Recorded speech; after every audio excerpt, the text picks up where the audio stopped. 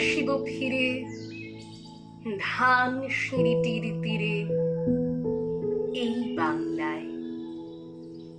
হয়তো মানুষ নয়, হয়তোবা শঙ্খচিল শালিকের বেশে কুয়াশার বুকে ভেসে একদিন আসিব এ কাঁঠাল ছায়ায়।